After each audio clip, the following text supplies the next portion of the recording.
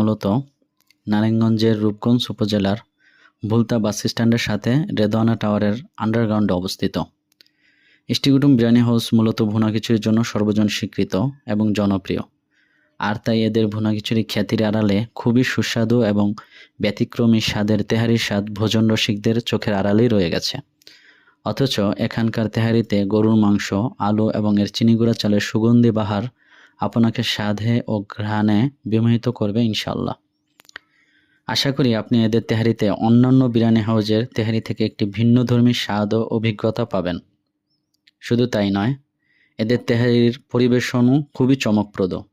যাই হোক, আজকের মতো আর নয়, আশা করি সকলে ইষ্টিকুটুম বিরিয়ানি হাউসের তেহারিটা একবার হলেও খেয়ে যাচাই করে নেবেন। আল্লাহ তাআলা সবাইকে সুস্থ ও সব দিক থেকে নিরাপদ রাখুক।